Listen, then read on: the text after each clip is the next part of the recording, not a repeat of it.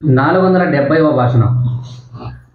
ఒక యూరోపియన్ రాజమహిళ ఈ రాత్రికి యూరోప్ తిరిగి వెళ్ళనున్నది. తన్ను తన కుటుంబాన్ని ఆశీర్వదించవలెనని మహర్షిని వేడింది.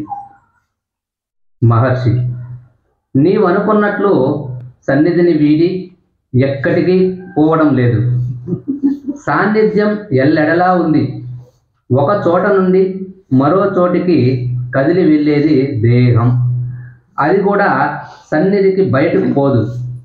అందుచేత ఎవ్వరూ పరమాత్మ దృష్టికి దూరం కాలేరు. ఒక దేహాన్ని భగవానని, మరొక శరీరం నీవని భావిస్తావు కనుక ఇరువురు వ్యక్తులని భ్రమించి ఆయన నుండి దూరమవుతున్నానని శంకించావు. నీవెక్కడికి వెళ్ళినా నన్ను వదిలిపోలేవు. ఇంత బాగా చెప్పారు. ఒక యూరోప్ దేశాన్ని నుంచి వచ్చినటువంటి మహిళ, పైగా ఒక కులీన వంశం, అంటే ఒక మంచి ఉన్నతమైనటువంటి ఆర్థిక పుష్టి కలిగినటువంటి రాజమహిళ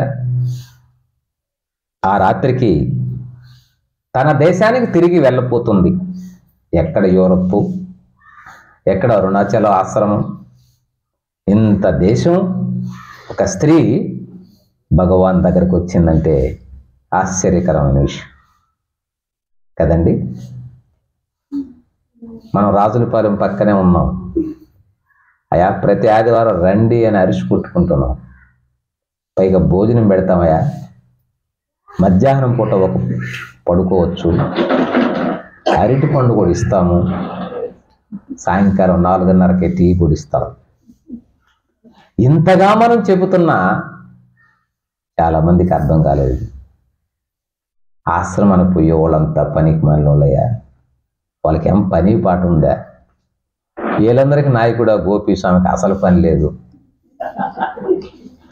కదండి. ఎక్కడో యూరోప్ దేశంలో పుట్టినటువంటి ఒక మహిళ భగవాన్ దగ్గరికి వచ్చి ఆయన సన్నిధిలో ప్రశాంతమైనటువంటి జ్ఞానబోధ జరుపుకొని తిరిగి వెళ్ళిపోతున్నది. భగవాన్, మీరు మా కుటుంబాన్ని ఆశీర్వదించండి, నేను రాత్రికి బయలుదేరుతున్నాను అని మహర్షిని వేడుకుంది. అది నిజంగానే వీళ్ళు ప్రేమపూర్వకమైన మహర్షులు. ఏ మహాత్ముని పద సన్నిధిలో మనకు శాంతి, హృదయానందం కలుగుతుందో అటువంటి స్థలమే నిజమైనటువంటి సాన్నిధ్యం. వాళ్ళే నిజమైన మహాత్ములు. మహర్షి, అవునమ్మా, నన్ను వదిలి వెళ్ళిపోతున్నావు కదా, ఆశ్రమానికి ఏమన్నా చేసినామంటే బాగుంటుంది, నీ పేరుగా ఒక బిల్డింగ్ కట్టిస్తామని అనలా ఆయన. ఇది ఆ కేసు కాదు. యాక్చువల్గా అయితే చెప్తారు కదా, నీ పేరు అనుకున్నప్పుడు ఆయన ఏదో నీ పేరు ఉంటుంది అని అనుంటారు. భగవాన్ అలా కాదు. ఆయన ఏమన్నాడంటే, అమ్మా, నీవు అనుకున్నట్లు సన్నిధిని వీడి ఎక్కడికి పోతున్నావు? ఎక్కడికి పోతున్నావు? అన్నిటికీ సన్నిధి అంటే ఏందమ్మా? సన్నిధి అని అంటే సంస్కృతంలో సన్నిధానం ఇది సన్నిధి. సన్నిధానం అంటారండి. సన్నిధి అని అంటే దానికి అర్థం సన్నిధానం. సంస్కృతంలో దాని అంతరార్థం అది. సన్నిధానం అంటే దగ్గర. ఇంకా కొంచెం గొప్పగా ఆలోచన చేస్తే సమ్యక్ ప్లస్ నిధి. ఇంకా గొప్పగా ఆలోచన చేస్తే సన్యాసం. సమ్యక్ ప్లస్ న్యాస ఇది సన్యాస. సన్యాసం అంటే త్యజించమని కాదండి, అదొక అర్థం. దానికంటే ఉన్నతమైన అర్థం ఏమిటంటే ఉన్నదానిలోనే బాగా ఉండుట. నువ్వు విద్యార్థివే అయితే బాగా చదువు, నీవు ఉపాధ్యాయుడివే అయితే బాగా చెప్పు. కాబట్టి సమ్యక్ అంటే సమానంగా, మెరుగుగా, మంచిగా, న్యాస ఉండుట. ఇప్పుడు అర్థమైందండి సన్యాసం అంటే. ఆ విధంగా సన్నిధి అన్నా కూడా సమ్యక్ ప్లస్ నిధి, మంచి నిధి, తరిగిపోని నిధి, అందుకని అన్నమయ్య నీ నామమే మాకు నిధియు నిదానము. వెంకటేశ్వర నీ నామం అయ్యా మాకు నిధి, అదే మాకు వేరే ధనం అవసరం లేదన్నాడు అన్నమయ్య.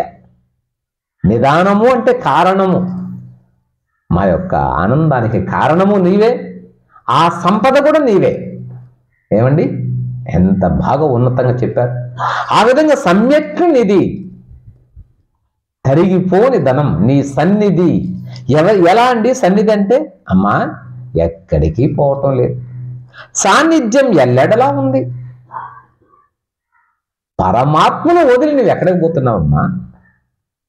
ఏమండి సూర్యుడిని వదిలి మనం ఎక్కడికన్నా వెళ్తున్నామా? ఆకాశాన్ని వీడి మనం ఎక్కడికన్నా వెళ్తున్నామా? ఏ దేశానికి వెళ్ళినా ఎక్కడికి వెళ్ళినా ఆకాశం కిందనే ఉన్నాం, సూర్యుడితోనే ఉన్నాం, అంతే కదండి. కాబట్టి అసలైనటువంటి పరమాత్మ నీ హృదయములోనే ఉండగా, ఆయన సన్నిధిలోనే నీవు ఉండగా ఎక్కడికి వెళ్ళిపోతున్నాం? ఏమండి ఒక చోట నుండి మరో చోటికి కదిలి వెళ్ళేది దేహం. దేహం కదులుతుందమ్మా, దేహం కదులుతుందే గాని పరమాత్మ నీలో ఉన్న ఆత్మ కదలదు. దానికి ఉదాహరణ మీకు తెలుస్తుంది. సముద్రములో చేప కదులుతుంది, ఈ ప్రదేశం నుంచి అది ఈత కొట్టుకుంటూ ఇంకొక ప్రదేశానికి వెళ్ళచ్చు. కానీ సముద్రములో ఉన్న జలము అర్థమైందండి కదలదు. మరి ఈ జలాన్ని కాదని చేప ఎక్కడికన్నా వెళ్ళగలదా? ఏమండి జలం కాదని ఎక్కడికన్నా వెళ్ళగలదా? అది ఎంత దూరం వెళ్ళినా జలమే. ఆ విధంగా పరమాత్మతో నిమిడీకృతమై ఉన్నటువంటి ఈ లోకాలన్నీ కూడా మనం చేపల లాంటి వాళ్ళు. మనం ఈత కొట్టుకొని ఈ ఊరు కాకపోతే కాళహస్తి, కాళహస్తి కాకపోతే కాశీ అనొచ్చే గాని అక్కడా జలమే, ఇక్కడా జలమే. ఏమండి ఇక ఎక్కడికి పోతాం? సముద్ర జలాన్ని వదిలి చేప ఎలా వెళ్ళలేదో ఆ విధంగా పరమాత్ముని వీడి మానవుడు ఎక్కడికి వెళ్ళలేడు. అలా వెళ్ళినా దేహం వెళుతున్నదే కానీ జలం ప్రయాణించటం లేదు. అయితే మనం దానికి తద్భిన్నంగా నేను ఎక్కడికి వెళ్ళాను అక్కడికి వెళ్ళాను అని అనుకుంటున్నాం. వాస్తవానికి నువ్వు వెళ్ళడం లేదయ్యా, నీ దేహం ఏదో ప్రయాణం చేస్తూ ఉంది. అలా ప్రయాణం చేసినంత మాత్రం అక్కడ పరమాత్మ లేడని కాదు, ఎక్కడా ఎప్పుడూ అలానే ఉన్నాడు. నీ సన్నిధిలో ఆయన సన్నిధిలో నువ్వు ఉన్నావు. ఏమండి అర్థమైందా? అది కూడా సన్నిధికి బయటకు పోదు, సన్నిధిని కాదని. అందుకని మనం గర్భగుడి దగ్గర భగవాన్ సన్నిధి అని రాసి పెడతాం. సన్నిధి అంటే ఆ సన్నిధి కాదు, ఇదే సన్నిధి నీ లోపలే ఉంది. సాన్నిహిత్యంగా ఉండవు. నీకు అత్యంత సన్నిహితుడు ఎవరండి చెప్పండి? మనకు అత్యంత సన్నిహితుడు ఒక ప్రాపంచికుడిని అడిగితే ఏం చెప్తాడు? నా భార్య, నా భర్త, నా కొడుకు, ఇలా చెప్తాం. కానీ తప్పదు. అత్యంత సన్నిహితుడు పరమాత్మ. నీ శ్వాసై, నీ గుండెను కొట్టిస్తూ, నీ మనసై, నీ ప్రాణమై, నీ ఆలోచనై, నీ దేహమై, నీ రక్తమై ఆయనే లోపల అన్ని పనులు చేపిస్తూ ఉంటే తర్వాతనే ఇంకొక వ్యక్తి ఎవరైనా కావచ్చు, తల్లైనా కావచ్చు, కొడుకుకు తల్లైనా కావచ్చు. కొడుకుకు కడుపు నొప్పి వచ్చింది మొట్టమొదటి తెలిసేది ఎవరికి? లోపల ఉండే పరమాత్మే కదా. ఆయన ఉన్నాడు, సన్నిహితంగానే ఉండేది ఆయనే.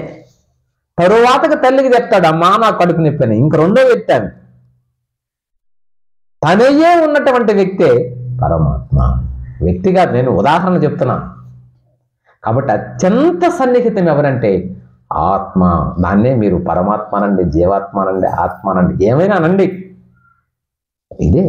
తరువాత ఇంకొక వ్యక్తి, తర్వాత ఎవరికి అర్థం కాదండి, అది మన లోపలే ఉంది. అందుకని అత్యంత సాన్నిహిత్యం ఎవరంటే మనకు దేవుడే. ఇంకెంతకు మించి తిరిగిలేదు. అందుచేత ఎవ్వరూ పరమాత్మ దృష్టికి దూరం కాలేదు. పరమాత్మ దృష్టిని దాటి ఎవ్వరూ వెళ్ళలేమండి. ఎక్కడికి పోతావు? ఎక్కడికి పోలేవు. నీవెక్కడికి వెళ్ళినా, ఏం ఆలోచన చేస్తున్నా పరమాత్మునికి దూరంగా తప్పించుకొని నువ్వు వెళ్ళినట్టు కాదు. మనం అమాయకులమై చాలా అమాయకులం మనం. ఎందుకో తెలుసండి? ఎవరు చూడలేదని గోడ చాటును తప్పు చేస్తాం. ఒరే పిచ్చివాడ, పంచభూతాలకి కాదని నువ్వు ఏమైనా చేయగలవా? నువ్వు చేస్తున్న తప్పు భూమి మీదనే. నువ్వు చేస్తున్న తప్పు గాలి చూస్తూ ఉంది, సూర్యుడు చూస్తున్నాడు, ఆకాశం చూస్తుంది, పంచభూతాలు సాక్షిభూతంగా నీ తప్పును చూస్తూ ఉంటే నన్నెవరు చూడలేదంటావే, ఇక నీవు పంచభూతాలను దాటి తప్పు చేయగలవా?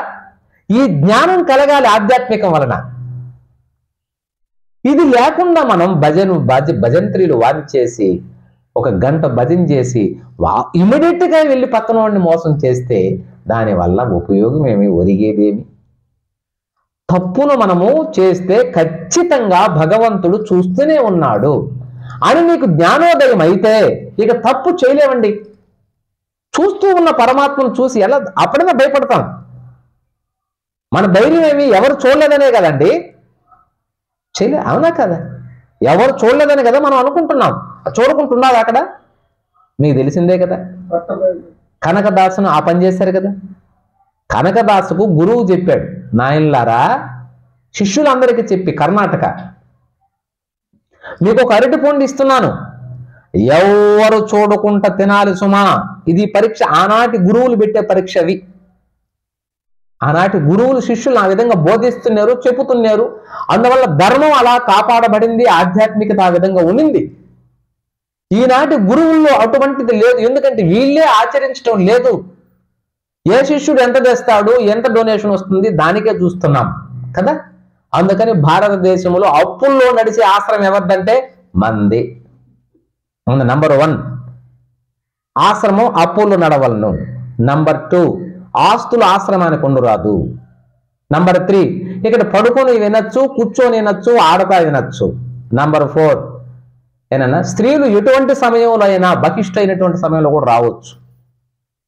ఇవన్నీ మన ఆశ్రమంలో ఇంకెక్కడ ఉండవు ఇవన్నీ కదా. చెప్తున్నాను నేను ఎందుకు అవసరం. కాబట్టి ఆ కనకదాసు గురువు అందరికీ ఎగ్జామ్ పెట్టి, నాయనలారా ఎవ్వరు చూడకుండా అరటి పండును తినండి. శిష్యులంతా వెళ్ళారు. ఒకడు బేగాలు వేసుకొని తిన్నాడు, ఒకడు కొండెక్కి తిన్నాడు, ఒకడు పొదల్లో తిన్నాడు, ఒకడు బాయిలో దూకి లోపల తిన్నాడు. కానీ 2 రోజులకి అందరూ తిరిగికొచ్చారు, కనకదాస్ తినలేదు. నాయనలారా తిన్నావా? నేను తిన్నాను గురుదేవ. ఎక్కడరా? నేను పలాను కొండెక్కాను, ఎవరు లేరు, కొండ మీద కూర్చున్నాను, ఆ పండు తిన్నాను గురువ, ఎవరు చీమ కూడా చూడలేదు నన్ను. వెరీ గుడ్, మంచిది నాన్న. నువ్వురా గురుదేవా? నేనేం సామాన్యున్నా? నేను అలాంటి వాడిని కాదు. నేను బావిలో మునిగి చేపలు కొడలేవా బావిలో, లోపల దీన్ని అడేసేసిన. వెరీ గుడ్ నాన్న, భలే తెలివిరానిది. ఈ రకంగా శిష్యులందరూ బోధించి చెప్పారు ఆయన. కనకదాసు మాత్రం, గురుదేవా నేను తినలేదు, ఇదిగో మీరు ఇచ్చిన పండు. ఏమో ఎందుకు తినలేదు? గురుదేవా చూడకుండా, పరమాత్ముని కన్ను లేకుండా, పరమాత్ముడు చూడకుండా ఏ ప్రదేశం ఉన్నది? ఏనన్నా? అందుకని తుకారామ మాట ఏమని, అనువనువు నీ ఆలయమేరా, నీవే లేని చోటు లేదురా, నీవని నేనని లేనే లేదు, నీకు నాకు భేదమే లేదు, శ్యామ సుందరా ప్రేమ మందిరా. నాకు అర్థం కాదు, ఇది తాళంలో కలిసిందా మేళంలో కలిసిందా చూస్తామే కానీ మన జీవితానికి కలిసింది లేదని చూసుకునేది లేదు. సుందర అనువు నీ ఆలయమే. ఎంత దర్శనం అంటే అది, ఎంత ఆత్మ సాక్షాత్కారం పొందుంటే తుకారం. అణువులో పాండురంగని ఆలయమా అని చూశాడు మహానుభావుడు. అలా ఎక్కడ లేడండి పరమాత్మ, ఎల్లడల పరమాత్మ దాగి ఉన్నాడు. ఇక్కడికి లేడండి, ఇప్పుడు ఇక్కడ లేడండి, చూస్తున్నాడండి. సూర్యుడు ఆయన బంటే, వాయుదేవుడు ఆయన యొక్క దాసుడే. ఈ పంచభూతాలు ఆయన చేత నియమించబడ్డటువంటివి అసిస్టెంట్లే. వాళ్ళు చూసి ఇమీడియట్ గా చెబుతున్నారు. ఎక్కడ వైకుంఠానికో కైలాసానికి చెప్పాలనా? లేదయ్యా, నీలోనే ఉన్నాడు ఆయన. కైలాసంలోనే ఉన్నాడు, నీలోనే ఉన్నాడు. నీలో ఉన్నటువంటి ఆయనే పరమాత్మ చూస్తూనే ఉన్నాడు కదా అని చెప్పాడు. బేష్, చాలా బాగా చెప్పేవోయ్ కనకదాస్ అని శిష్యుణ్ణి మెచ్చుకున్నాడు గురుదేవుడు. అలా సాన్నిధ్యమును వీడి ఎక్కడికి పోతాం? భగవంతుణ్ణి కాదని ఎక్కడికి వెళ్ళగలం? అనువను ఆయన దాగే ఉన్నాడు. కాబట్టి ఒక దేహాన్ని భగవానని, మరొక శరీరం నీవని భావిస్తావు.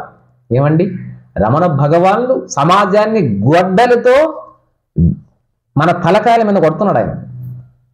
ఈ దేహం వేరు, ఆ దేహం వేరు, ఇతను ఫలాని క్యాస్ట్, ఇతను ఫలాని మతం, ఈయన ఎర్రగా ఉన్నాడు, ఈయన బుర్రగా ఉన్నాడు, ఈయన డబ్బున్నవాడు, ఈయన డబ్బు, ఇన్ని తేడాలు పెట్టుకొని ఏడో కొండల ఆయన ఏనాడు అసలు ఏనరా? నీకిన్ని తేడాలు పెట్టుకోండి మళ్ళీ ఏడు కొండలు అని రాగం పడతావరా? అవన్నీ వద్దని నేనే కృష్ణుడికి భగవద్గీతలో చెప్పున్నాను రా బాబు. ఇన్ని లేవనని చెప్తున్నాడు. ఈయనదొక శరీరం, ఆయనదొక శరీరం, ఇది మంచి శరీరం, అది శరీరం. అసలు శారీరక భావన పూర్తిగా తొలగితే తప్ప నీకు ఆత్మ సాక్షాత్కారం కదిలే ప్రశ్న లేదు. ఏమండి, అర్థమైందా? కాబట్టి ఇప్పుడు చెప్పండి, మనం ఫాలో అవుతున్నటువంటి భజనలు, తీర్థయాత్రలు, మాలలు, యాత్రలు ఎంతవరకు నిజం? ఏమంటే తప్పు అని నేను అనడం లేదు. వాటిలో నుంచి పరమార్థం ఏం గ్రహించావు? అందరూ అలా లేరు, కొందరు ఉన్నారు మహానుభావులు. అందరినీ తప్పు పట్టడానికి లేదు. సమాజంలో ఎందరో మహానుభావులు ఉన్నారు. తీర్థయాత్రలు, మాలలు వేసిన వాళ్ళు ఉన్నారు, అంతరాధ్యాన్ని గ్రహించే వాళ్ళు ఉన్నారు. కానీ 80 to 90% మనం అలా చేసేస్తున్నామే. మీరు అలా, మనమంతా అలా కాకూడదండి. మనం ఆత్మధ్యానాన్ని గ్రహించాలి. కాబట్టి నేనొక శరీరం, నీవొక శరీరం, ఆయన భగవాన్ రమణ మహర్షి, నేను ఆయన దాసుడిని అనుకోబాకండి. ఎంత బాగా చెప్తున్నాడండి. మనం తాగుడికే వీలు లేదే కొంతమందిని. ఆయన చూడాలంటే అపాయింట్మెంట్ కావాలనే. స్వామి మీ దర్శనం కావాలంటే ఆన్లైన్లో బుక్ చేసుకోవా? ఈ భగవాన్కి ఆన్లైన్ లేదు. ఎప్పుడు చూసినా ఆయన ఇన్లైన్లోనే ఉన్నాడు. రమణావసరం ఎప్పుడు చూసినా ఓపెన్ డోర్ పాలసీ. నువ్వు అర్ధరేతుల్లో కూడా వచ్చి రమణ బాగుంది ఆడు ఎందుకడ గుడిసికి తలిపే లేదు. మహానుభావులండి. 24/7 ఎప్పుడైనా రావచ్చు. నువ్వు భగవాన్ చూడడానికి ఏం అడగతాను? ఏమి లేదు. నిన్ను ఆపేవాడు లేడు. ఎందుకని? ఈయనకే ఆయన గుడి చిన్న సపార ఒకటి ఉంది, గుడిసే భగవాన్ ఉన్నప్పుడు. దానికి తలుపుకోలేరు. ఎప్పుడైనా ఆయన గోసి పెట్టుకొని కమ్మను కూర్చుంటాడు. వీళ్ళు మహాత్ములు. భగవంతుని దర్శనానికి రిస్ట్రిక్షన్సా? మహాత్ముల దర్శనానికి టికెట్లా? మహాత్ముని చూడాలంటే డబ్బులా? ఏమండి, ఎటు వెళ్తున్నది మన భారతదేశం? ఏమండి, కాబట్టి డబ్బుతో ముడిపడి ఉంటే మీరు ఖచ్చితంగా ఆ ప్రదేశాన్ని వదిలేసింది అవసరం లేదు. మహాత్ములు ఎప్పుడు అలా కోరరండి. ఋషులు, మహాత్ములు ఎల్ల వేడల వాళ్ళు ఎలా సాధారణంగా ఉంటారు. వీలు పడితే వాళ్ళే వచ్చి నీకు దర్శనం ఇస్తారు. ఏమయ్యా మీ ఇంటికి ఏమైనా రమ్మంటావు అంటారు వాళ్ళు. అది దయ, అది ప్రేమ. అలాంటి భగవాన్ ఇరువురు వ్యక్తులను భ్రమించి ఆయన నుండి దూరం అవుతున్నా అని శంకించావు. అమ్మా ఎందుకమ్మా? అయితే ఇది చెప్తే మనకు బాగుండదు. మనకు కొంచెం బాగా ట్రాజడీ కావాలా. ఒక పాట పాడి ఏదో పాడి ఆయన కూడా, అమ్మ కన్వ మహర్షి ఏ విధంగా ఆ శకుంతలను పంపించాడో ఆ విధంగా నిన్ను పంపించమంటావని ఒక పాట పాడి, వేయి శుభములు కలుగు నీకు పోయి రావే శారదా, పోయి రావే శారదా అని పాడామనుకోండి, ఇది మనకి ఇష్టం. ఈ కథలన్నీ మన జీవితానికి సంబంధించినట్టు. ఏమిటి? మనం కూడా అత్తగారింటికి వెళ్ళినట్టుగా, అలా పోతున్నట్టుగా, అమ్మ నాయన వాళ్ళంతా మనం సాగనంపించినట్టుగా ఈ మనకి ఇష్టం. అందుకని బాగుంది. ఇది ఇష్టమనే వాళ్ళు భారతాలు ఆ కథ చెప్పినారు. అట్రాక్ట్ చేయాలంటే పాపం వీళ్ళని తిప్పాలి ఏదో ఒక రకంగా కదా. అందుకని ఆ శకుంతలను సాగనంపించింది. ఇంతటి కన్వ మహర్షి అయినా, ఇంతటి ఋషి కూడా ఆయన కూడా దుఃఖించినట్టుగా, ఆయన కూడా దుఃఖించినట్టుగా మన కాళిదాస కవి రాస్తాడు. ఆయన కూడా కన్నీళ్ళు వచ్చాయ్యా, ఆయనకేం కన్నీళ్ళు వచ్చాయో రాలేదు మనకు తెలియదు. అయితే రమణ భగవాన్లు అలా కన్నీళ్ళు ఏం పెట్టుకోలే, ఆయన ఉన్నటువంటి యథార్థాన్ని బోధిస్తున్నాడు. అమ్మా ఎక్కడికి వెళ్తావమ్మా? ప్రేమతోనే. నేను నువ్వు ఇద్దరం లేవమ్మా, అంతా ఒక్కటే. యూరోప్ అరుణాచలం ఇన్ని లేవు, ఉండేది ఒకటే. అదే ఇది, ఇదే అది, పోనాయనా అని దూరం అవుతున్న శంకించావు. నీవెక్కడికి వెళ్ళినా నన్ను వదిలి వెళ్ళిపోలేవమ్మా, నన్ను వదిలి వెళ్ళి. నన్ను అంటే బ్రాకెట్లో పెట్టినాడు చూడు. నన్ను అంటే రమణ మహర్షి అనుకోబాకండి మళ్ళీ. నన్ను అంటే మళ్ళీ రమణ మహర్షి అంటే మళ్ళీ మొదటికి వస్తుంది వ్యవహారం. నన్ను అని కామాలు అది తెలిసి చదువుకోవాలి. లేకపోతే మామూలు చదివే వాళ్ళు ఏం చదువుతారు, నన్ను వదిలిపోలేవని రమణ మహర్షి కూడా చెప్పినాడు నాయన అని అర్థం చేసుకుంటారు. ఆడ రాసి ఉండేటప్పుడే నన్ను అని రాసి ఇన్నోటెడ్ కామాసులో పెట్టుండాలి. నన్ను అంటే లోపల అంతర్యామిగా ఉన్న నన్ను. నీలో ఉండేది నన్నే, నాలో ఉండేది నన్నే. నన్నంటే నేను నేను నేను నేను నేను అని స్ఫురిస్తూనే ఉన్నది పరమాత్మ. అహమహమహమహమహమహ అది అంటూనే ఉండదు ఆ మాట. ఆ నేనును వదిలి ఎవరు వెళ్ళారండి? ఏమండి, మనం ఇన్ని మాట్లాడుతున్నా, తింటున్నా, పడుకున్నా, నిద్రపోతున్నా నేను నేను నేను నేను నేను అంటున్నది ఏందండి? హృదయం. గుండె డబ్ డబ్ డబ్ అన్నట్టుగా మనకు అనిపిస్తే శబ్దం మనం అనుకుంటున్నాం. ఒక్కొక్క శబ్దం. వాడు డబ్బు డబ్బు డబ్బు అంటున్నది, ఒకటి వింటున్నాడు అంటే గుండెకాయ కూడా డబ్బు కావాలంటున్నదయా అని అంటున్నాడు. కానీ రమణ భగవాన్ చెప్పింది హృదయంలో అహం అహం అహం అహం అంటున్నాడు. నేను నేను నేను నేను అది వినమన్నాడు. అదే ధ్యానం. మీరు వినొచ్చు అంటే ఏమిటి స్వామి మనకి ఏం రాలేదంటే, అలా కాదు నాయన, అహం అహం నే. మీరు బాగా కూర్చొని లోపలికి మనసును తిప్పండి. నేను ప్రాక్టీస్ చేద్దాం మనం ఒకసారి. ఇది ఒక ధ్యానం చేద్దాం. కూర్చొని నేను అంటనే ఉంటుంది మనసు. చూడండి బాగా. నేను మీరు చూడండి. ఇప్పుడు మీకు అన్ని వినొస్తున్నాయా లేదా? నేను చెప్పేది వింటున్నదా లేదా? వినేది ఎవరు? చెవి అనబాకండి. చెవికి అంత శక్తి లేదు. చెవి వినేటుకుంటే చచ్చిపోయినోడు వాడు కూడా వినాలి. మరణించిన వాడు వినలేదే, మరి చెవి పనిచేయలేదని అర్థం. మరి ఇంకేది? చెవి కాదని అర్థమైపోయింది. ప్రాణం కదా, ప్రాణం ఉంటేనే. కానీ ప్రాణం ఉన్న ప్రతి ఒక్కడు వినడం లే. ప్రాణమే ఉంది, చెవి వాడికి కొంచెం స్పృహలో లేడు, కోమాలో పడిపోయినాడు. అప్పుడు కోమాలో ఉన్నవాడికి ప్రాణం ఉంది కానీ వినడం లే. అప్పుడు ఇంకేం పని చేయలేదు. కాబట్టి వినడానికి ప్రాణమే కాదు, ఇంకొకటి ఉండాలి. అర్థమైందా? అలా మనస్సు, ప్రాణము, ఇంద్రియాలు, దేహము ఇత్యాదుకులు దాటి ఒకటి పని చేస్తూనే ఉన్నది. రైట్. ఇంత మాత్రం మనం గ్రహించుటకు కొంచెం తత్వజ్ఞానం అవసరం. ఇవన్నీ కాకుండా ఒకటి ఏదో అపారమైన శక్తి నేను అని పనిచేస్తూనే ఉన్నది. దీనికి 24 hours విడుపు విరామం లేదు. అదే పరమాత్మ, అదే ఆత్మ. ఇక ఈ నేనును పట్టుకోవడానికి నువ్వు ఎక్కడికి వెళ్తావు? ఎంత దూరం పోతావు? కాశీకి వెళ్ళాలన్నా, రామేశ్వరం వెళ్ళాలన్నా, కైలాసానికి పోవాలన్నా పల్లేదయా? వద్దు అని దూర్జటి అనింది. కేదారాది సమస్త తీర్థంబుల్ చూడన్ కోర్కె పోనేటికి కాదా ముంగిలి వారణాసి కడుపే కైలాస శైలంబు నీ పద ధ్యానము సంభవించినప్పటి భావింపగా జ్ఞానలక్ష్మి దారిద్రులు గారే మనుజులకట శ్రీకాళహస్తీశ్వరుడు కొట్టుకున్నారయ్యా. ఈశ్వర, ఈ మనుషులు ఎంత బుర్ర లేని వాళ్ళయ్యా మా కాళహస్తి మండలం వాళ్ళు. వీళ్ళకి తెలివే లేదు ఈశ్వర అని ఆయన కంప్లైంట్ చేశాడు. ఇక్కడ పట్టుకొని జ్ఞానలక్ష్మి, ఆ పక్కనే ఉంది జ్ఞాన ప్రసూన. ఏం ప్రసూన నాయన? జ్ఞాన ప్రసూన. జ్ఞాన ప్రసూన అని పేరు పెట్టుకుంటాం, ఒక అక్షరానికి కూడా పదం చెప్పలేము. అది జ్ఞాన ప్రసూనమ్మ. ఎవరు? కాళహస్తి అమ్మ. ఈ అమ్మ కాదు, మరి ఏమని అనుకుంటాం. జ్ఞాన ప్రసూనం అని అంటే పుష్పం. జ్ఞానం అనేది పుష్పం. కాళహస్తి జ్ఞాన ప్రధానమైంది. ఎందుకు దూర్జటి దాన్ని అన్నాడండి? కాళహస్తి జ్ఞాన ప్రధానమైనటువంటి, అందుకనే తూర్పు దిక్కుగా అమ్మ తిరుక్కొని ఉంటుంది. ఆమెది ప్రధానం. సెకండరీ, రెండవది శివుడు. అక్కడ శివుడికి ప్రాధాన్యతలే. కన్నప్పకేదో ఆయన కన్ను ఇచ్చి ఆయన పెట్టుకొని అట్లేదో ఇదైనాడే కానీ వాస్తవానికి అమ్మదే ఎక్కువ ప్రధానం. అక్కడ ఆమె తూర్పు ఉంటుంది, ప్రధాన ద్వారం తూర్పు ఉంటే అది నంబర్ 1. సరే, అది ఆ గొడవ మనకు వద్దులేండి, మళ్ళీ ఇంకెప్పుడన్నా చెప్తాను. అలా శ్రీకాళహస్తి శతకంలో కూడా ధూర్జటి వాపోయాడు, బాధపడ్డాడు.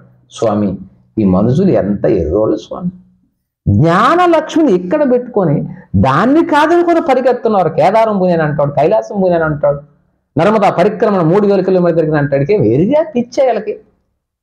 ఎందుకు పోతాను అంత దూరం అన్నాడే. ఎక్కడికి వాలేదు నాన్న వద్దు అని భగవాన్, అమ్మా నువ్వు యూరోప్కి వెళ్ళింది, ఎక్కడికి వెళ్ళినా అక్కడ నన్ను వదిలి వెళ్ళలేవమ్మా. నన్ను అనంటే దేహాన్ని కాదు నాన్న, నీ ఆత్మ. ఓకే, అలా అని భగవాన్ ఆమెను చెప్పప్పించాడు. అది అనగా నీవెక్కడికి వెళ్ళినా నన్ను వదిలిపోలేవు అని నేను అనింది. ఆ రెండవది ఒక్క చిన్నది చెప్పేస్తాను, ఆడికి ఇంకొక శ్లోకం, దీని ఒక పదం. సినీ తెరపై చిత్రాలు కదులుతాయి. సినిమా చూడని వాళ్ళు ఎవరైనా ఉన్నారు నేను ఇక్కడ చేయొద్దండి, ప్రపంచంలో ఒక్కడు కూడా ఉండడు నాతో సహా. నేనైనా సినిమా చూడని వాళ్ళు ఎవరైనా ఉంటే లేదు, అవన్నీ అంత దించరా. సినిమా చూడకుంటుండే ప్రసక్తి లేదు కదా. అంటే కానీ తెర ఎప్పటి చోటనే ఉంటుంది. ఆశ్చర్యం అండి, మనకు బ్రహ్మాండంగా తత్వబోధ, నిజ బోధ చేయగలిగినటువంటిది సినిమా హాల్. అంటే ఏ సినిమా హాలు అని అనుకోబాకండి, ఏ సినిమాలు మళ్ళీ మాట్లాడబాకండి. ఆయన ఏదో సినిమా, నాకు ఈ సినిమాలు తెలియదు. తెర ఎప్పటి చోటనే ఉంటుంది కదా అండి. సన్నిధియే తెర, భగవాన్ పోలుస్తున్నాడు. సన్నిధియే తెర. ఇప్పుడు అన్నాం కదా సన్నిధి, అదే తెర. రెండవది, నీవు నేను ఇతరుల బొమ్మలు, మనమంతా బొమ్మలమే. పోల్చుతున్నాడు, సినిమా హాల్ని పోల్చాడు భగవాన్. ఏమండి, సన్నిధి తెర, నీవు నేను బొమ్మలు. వ్యక్తులు వెళ్ళిపోతారు. ఏనండి, హీరో హీరోయిన్ పాడారు, ఆడారు, పాటలు భలే పాడారు, మనమంతా కూడా కేరింతలు కొట్టాం, విజల్ వేసాం, చూసాం. సినిమా అయిపోయింది, అందరూ లేసి హాల్ వదిలి వెళ్ళిపోయినారు. కానీ తెర, ఆశ్చర్యం చూసారా, తెర పోలేదు. కానీ తెర కదలదు, ఆత్మ సుస్థిరం. ఆ తెరే ఆత్మ. తెర పైన ఏనన్నా, తెర పైన మంటలు రేగాయి, కాలిపోయాయి, కొన్ని 100 ఇళ్ళు కాలిపోయాయి ఆ తెర మీద. కానీ తెర ఏమన్నా కాలిందా? లేదు. తెర మీద జలప్రవాహం, సునామీలు వచ్చి ఆ గ్రామాలు కొట్టుకొని పోయాయి. కానీ తెర ఏమన్నా చెమ్మగిల్లిందా? లేదు. అలా ఆత్మకు ఎటువంటి దోషం లేదు, ఆయనకి ఏమీ లేదు. మనం చాలామంది అడుగుతుంటాం, స్వామి చెడ్డ వాళ్ళకే మంచి జరుగుతున్నాయి, వాడు అందరినీ మోసం చేసేవాడు, వాడు కొడుకు ఎంసెట్లో ర్యాంక్ వచ్చింది, వాడు అందరినీ మోసం చేసేవాడు, వాడికే మొన్న చాలా డబ్బులు కూడుతూ ఉంది. నేను ప్రతిరోజు ప్రతి ఆదివారం నేను ఆశ్రమానికి పోతాను, శివరాత్రికి మేలుకుంటాను, నాకేంది ఈ పరిస్థితి, నా కొడుకు బాగలే, నా భార్యకు బాగలే, నాకు బాగలే అనుకుంటాం. నిజమే అయ్యా, ఇప్పటివి కావయ్యి,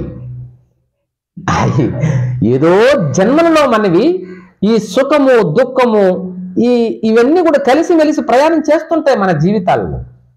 వాడి పంట ఇప్పటికి వచ్చింది. గత జన్మలలో వాడు చేసిన మంచి ఉంటుంది, లేకుంటే బాదు. మంచి చెడులు కలయికే జీవితం అండి. ఎటువంటి దొంగ అయినా అన్ని చెడ్డ పనులు చేస్తాడు అనుకోబాకండి. దొంగ కూడా ఒకడప్పుడు మంచి పనులు చేస్తాడు. ఏమండి, వాడు పూర్వపుణ్యాలు ఉన్నాయి కొన్ని, అవి ఇప్పుడు వచ్చున్నాయి, అవి పర్మనెంట్ కూడా, మళ్ళీ దుఃఖాలు వస్తాయి. ఇప్పుడు గత జన్మల్లో చేసిన నువ్వు కొన్ని పాపం పనులు ఇప్పుడు నీ అనుభవానికి వచ్చాయి, కొద్ది కాలం. అందుకని సహనం సహనం సహనం, ఓపిక. ఆధ్యాత్మిక సాధకుడికి ఓపిక ఇంకా అవసరం. మనకు ఓపిక లేకపోతే, ఏం స్వామి నేను ధ్యానం చేస్తున్నాను ఇంకా పరమాత్మ కనబడలేదు. వివేకానంద స్వామి చిన్నప్పుడు చేసేవాడంట అట్లా. అలా కొంచెం కూర్చొని ఆ అమ్మ ఈడు బాధ తప్పించుకోలేక ఆ తల్లి ఏమండి ఆ భువనేశ్వరి మాత ఒరే ధ్యానం చేసినప్పుడు శివుడు కనిపిస్తాడు అనేది ఈ గోల పట్లేక, సామాన్యుడు కదా ఆయన, అల్లరి పిల్లవాడు. అట్లానమ్మా కనిపిస్తాడా అనేది ఈయన. అవునాయన కూర్చుంటాడు 2 నిమిషాలే, 2 నిమిషాలు ధ్యానం చేసి ఇట్ట అనుకుంటాడంట, నాకు గడ్డం రాలేదే అంటే. అప్పుడే పోయేది, అమ్మ నాకు గడ్డం రాలేదే. ఒరే వస్తుంది నాన్న, 2 నిమిషాలకి గడ్డం వస్తుందిరా అంతే. మళ్ళీ 2 నిమిషాలు ధ్యానం మళ్ళీ పోతాడు, కనబడలేదమ్మా శివుడా. అందుకని ఆమె అనేది, ఒరే నేను శివుడికి ధ్యానం చేసి వ్రతం చేసి పరమాత్మ నాకు ఒక మంచి మగబిడ్డను ప్రసాదించమంటే ఆ శివుడు ఆయనకుండే భూతగణములలో ఒక పెద్ద భూతాన్ని పంపించేశాడు. ఈడితో ఎలా ఏగాడు? అమ్మ నేను భూతాన్నా అనేది వివేకానంద. కాదు నాన్న మంచోడివే, సరేలే నన్ను భూతం అన్నావే. ఆ తల్లి ఎటువంటి గర్భం అండి, ఎటువంటి గర్భం అండి. ఎన్ని తపస్సులు చేస్తుంటే ఆమె గర్భంలో ఇటువంటి మహాత్ముడు పుడతాడండి. అందుకని మాతృదేవో భవ. స్త్రీలకే ఆ అదృష్టం ఉంది, మగవాళ్ళకి లేదు. వాళ్ళ తండ్రి గారు ఎంత గొప్పవాడే కావచ్చు కానీ ఒక మహాశివుణ్ణి పిండంగా మోయగలిగిన అదృష్టం ఎంతమందికి వస్తుందండి? 9 నెలలు మోసింది ఈ పిండాన్ని, మహాజ్ఞాని. ఆ తల్లి ఎంత సంతోషపడాలా. అందుకని ఆయన పెద్ద ప్రపంచంలోనే గొప్పవాడు అయిపోయిన తర్వాత కూడా బేలూరు మఠంలో ఒక రూమ్ ఉంది, వీళ్ళందరికీ చూపించాను నేను. సింపుల్గానే ఉంటుంది అది.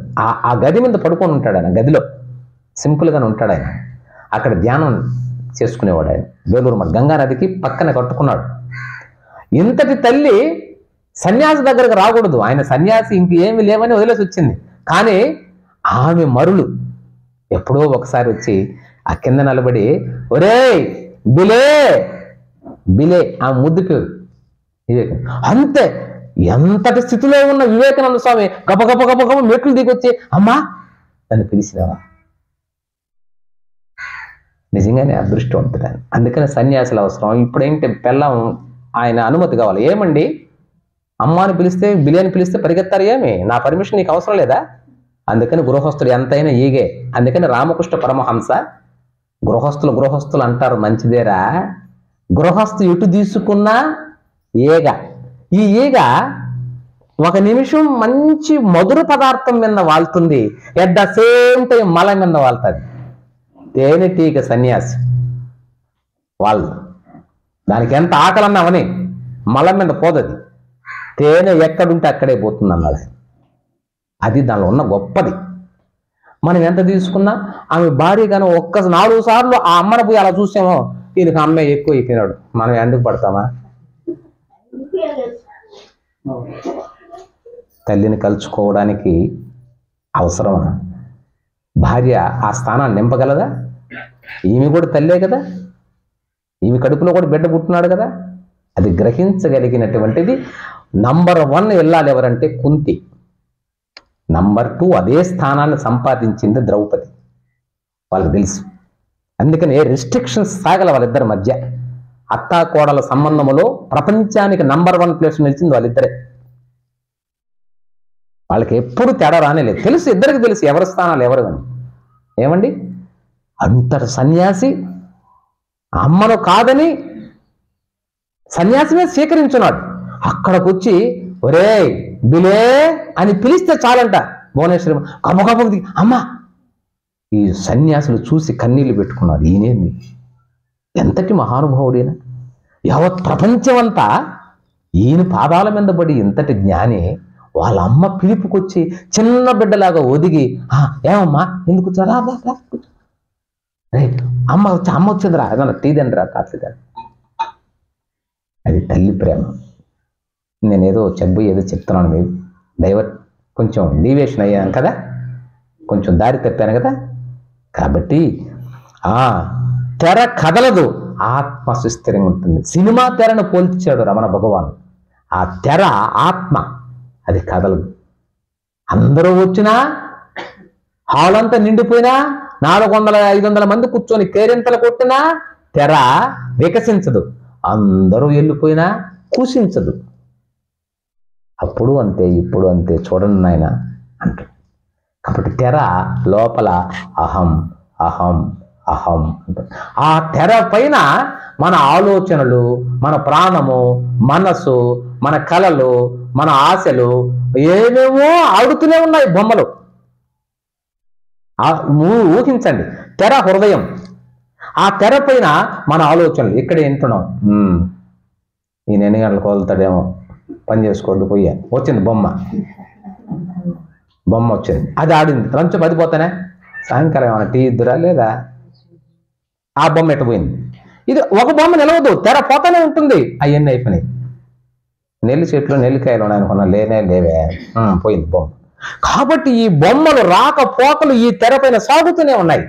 అయితే సాధన అంటే నువ్వు ముక్కు ముగుచుకొని గుర్రబట్టి ఆలోచనలు రాకుండా నిలిపేస్తాను, అవన్నీ వద్దు, జరగదు. అది అంటున్నారు చాలా మంది, నేను ఆలోచన నిలగడతాను, అట్లా ఎండగడతాను. ఏం ఎండగట్లేవు, ఏం నిలగట్లేవు, అదంతా.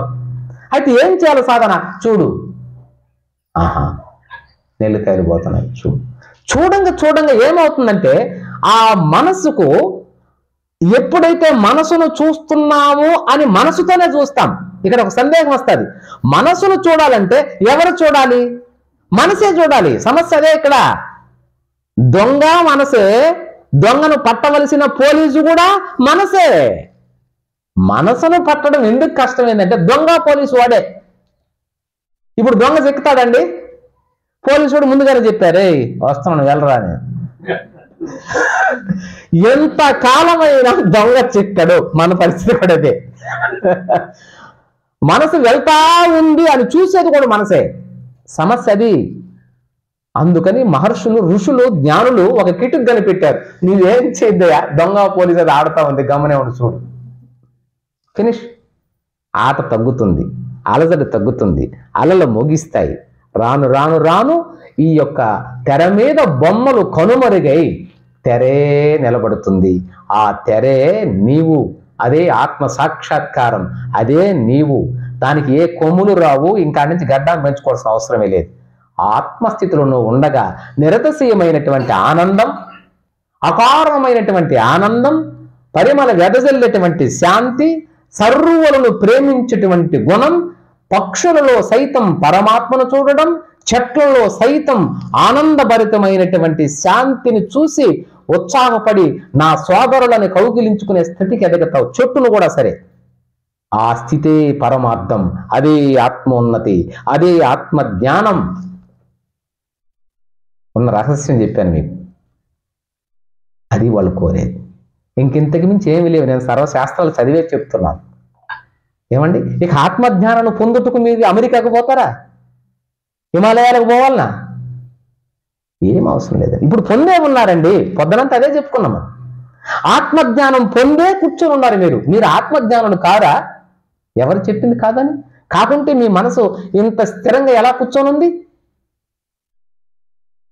కాకుంటే ఈ కాస్త అవుతానే మళ్ళీ మనసు చల్లగా ఉండదు. ఒక వేడి టీ కొడితే బాగుంది, తప్పు లేదండి, పోతుంది అది. అక్కడ వరకు బల్లే, సాయంకాలం టీ కొట్టే వరకు పర్వాలేదు. ఇంకొకటి ఏమన్నా తాగాలంటాం చూడండి, అప్పుడు ఇబ్బంది. Okay, right. కాబట్టి చాలా అద్భుతమైన సంభాషణ అండి. ఇది వినవాలనన్నా అదృష్టం ఉండాలి. ఓకే, అది ఓకే రండి భాస్కర్ 400